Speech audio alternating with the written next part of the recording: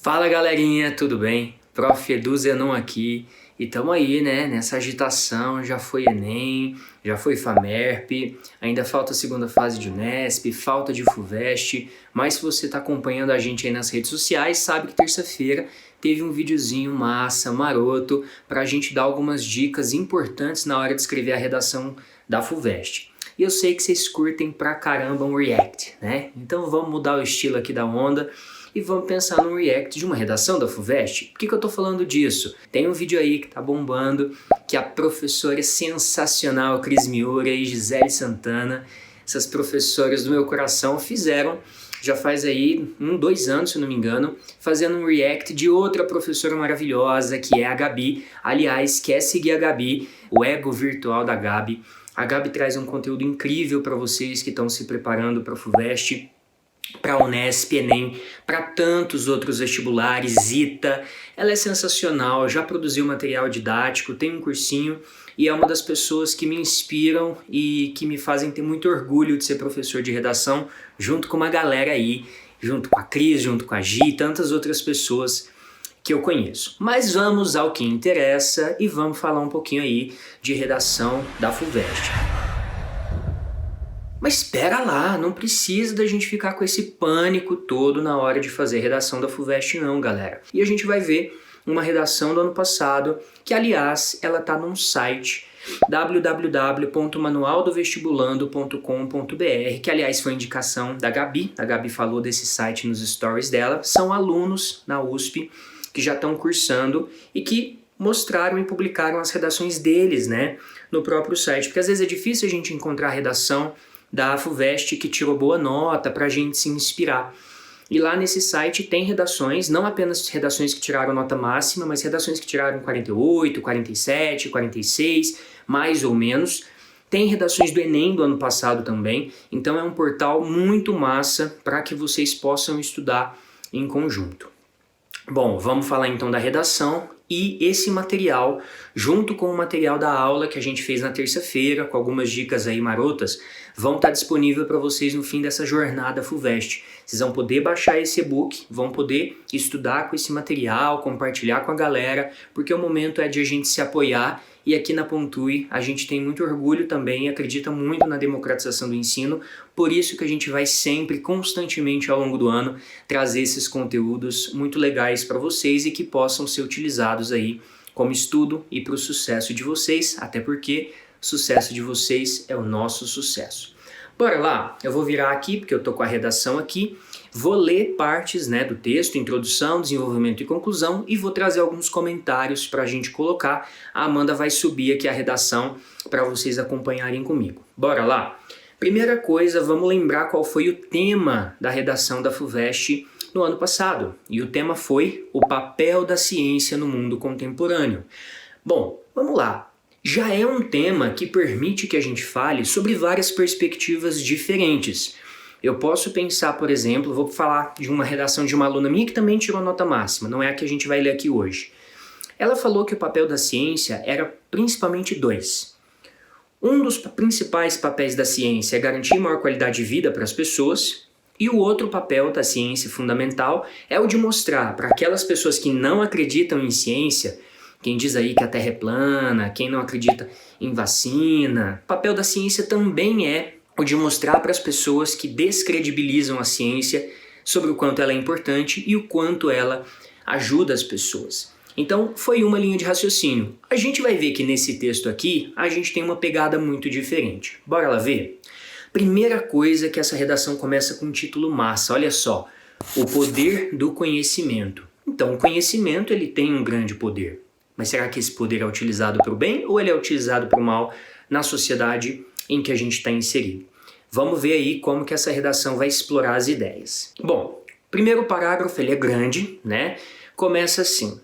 Evidente no estudo das sociedades, o desenrolar das adaptações se apresenta como resultado inerente do avanço da ciência. Então, à medida que a ciência avança, a nossa sociedade vai se adaptando a diferentes mecanismos e estratégias, certo? Com a atuação desta da ciência constantemente expandida, aborda diversas áreas do conhecimento e relaciona-se a variados recursos disponíveis no cenário atual, abrangendo desde aplicações teóricas. Então a ciência existe em aplicações teóricas, nos campos da sociologia e filosofia, e a ciência também existe em aplicações práticas, desde a medicina à proteção do meio ambiente. Ou seja, a ciência abarca aí vários espectros diferentes. Dessa forma, a disseminação científica tende a apresentar resultados benéficos às populações, induzindo a concepção de que desenvolvimento é sinônimo de melhoria,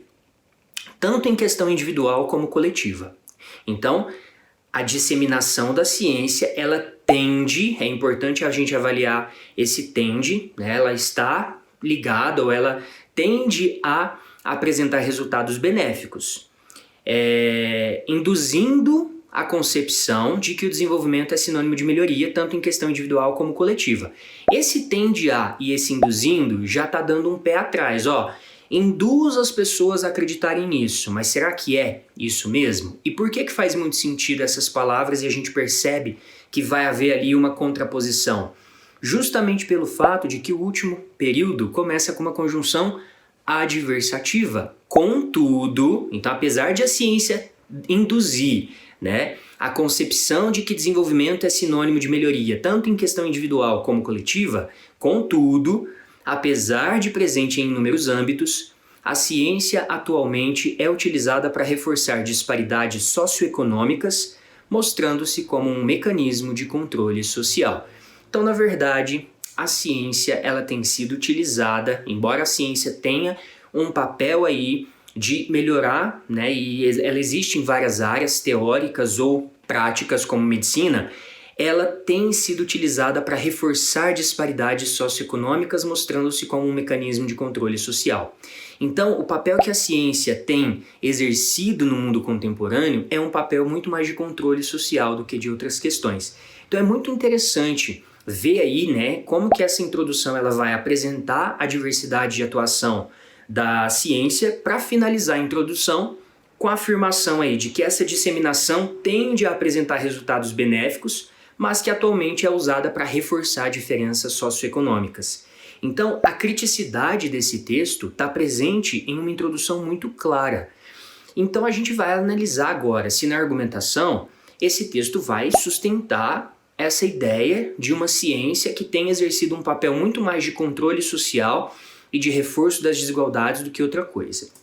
Então, bora lá, argumento 1. Nesse contexto, como na obra A Cidade e as Serras, nesse contexto, a partir dessa ideia de que a ciência é usada como forma de controle social, como na obra A Cidade e as Serras, em que evidencia-se o contraste entre meio urbano e campo, o primeiro com amplas tecnologias e o segundo com ausência destas, o nível da influência dos avanços científicos varia não apenas com a localidade, mas também de acordo com o extrato social. Então olha que interessante, para quem já leu aí A Cidade e as Serras, sabe que tem-se a história do Jacinto de Tormes, que num primeiro momento ele fica em Paris, no centro, no polo, né, onde há tecnologia, modernidade, velocidade, agitação, e depois ele vai viver no campo, onde ele encontra o equilíbrio, né? Embora o contexto, né, da obra A Cidade e as Serras seja um pouco diferente, o autor ou a autora dessa redação está utilizando aí esse contraste entre o meio urbano com muita tecnologia e o campo com ausência dessas tecnologias para fazer uma relação de semelhança por analogia. Da mesma forma como nas cidades você tem tecnologia e ciência e no campo menos recursos e menos elementos ligados ao urbano, com a ciência não é diferente. Os avanços científicos eles vão variar, não só de acordo com o lugar, não é só em relação à cidade ou campo, mas ele também vai variar de acordo com o extrato social. Olha que estratégia interessante de analogia aí com a ideia da cidade e o campo, com os avanços científicos que vão variar não apenas em relação à localidade, mas também de acordo com os estratos sociais. Dentro disso, considerando-se o precário sistema, tanto fundamental como médio, a que indivíduos de baixa renda estão sujeitos, Sendo a produção de conhecimento restrita ao meio acadêmico, nota-se que tal parcela populacional é segregada do entendimento da ciência, uma vez que o acesso dessa camada ao ensino superior apresenta índices reduzidos com relação às classes altas. Ou seja, o que esse primeiro parágrafo de argumentação está dizendo é que os avanços científicos eles vão variar de acordo com o extrato social. Como é que a gente consegue notar isso?